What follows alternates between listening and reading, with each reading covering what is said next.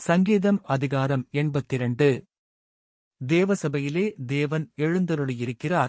தேவர்களின் நடுவிலே அவர் நியாயம் விசாரிக்கிறார். எதுவரைக்கும் நீங்கள் அநியாயத் தீர்ப்பு செய்து துன்மார்க்கருக்கு முகதாட்சணியம் பண்ணுவீர்கள்? ஏழைக்கும் திக்கற்ற பிள்ளைக்கும் நியாயஞ்செய்து சிறுமைப்பட்டவனுக்கும் திக்கற்றவனுக்கும் நீதி செய்யுங்கள். பலவீனனையும் எளியவனையும் விடுவித்து துன்மார்க்கரின் கைக்கு அவர்களை தப்புவியுங்கள். அறியாமலும் உணராமலுமிருக்கிறார்கள், அந்தகாரத்திலே நடக்கிறார்கள், தேசத்தின் அஸ்திபாரங்களெல்லாம் அசைகிறது.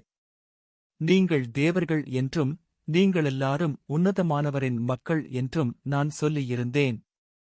ஆனாலும் நீங்கள் மனுஷரைப் போல செத்து லோகப் பிரபுக்களில் ஒருவனைப் போல விழுந்து போவீர்கள்.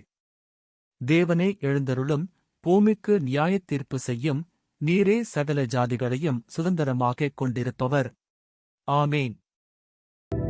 பிரியமானவர்களே, இந்த சங்கீதத்தில் தேவனை நீதியின் தேவனாக பார்க்கிறோம். அதிகாரம் பெற்றவர்கள் பலவீனமானவர்களையும் ஒடுக்கப்பட்டவர்களையும் அநீதியாக நடத்துவதை தேவன் கண்டித்து பேசுகிறார். அதிகாரத்தை பொறுப்புடன் பயன்படுத்த வேண்டும் என்று அவர் எச்சரிக்கிறார். இந்த உலகில் அதிகாரம், பதவி, செல்வம் எதுவாக இருந்தாலும் தேவன் எதிர்பார்ப்பது நீதியும் இரக்கமும் தான். பலவீனரை ஆதரித்து ஒடுக்கப்பட்டவர்களுக்கு நியாயம் செய்வோம்.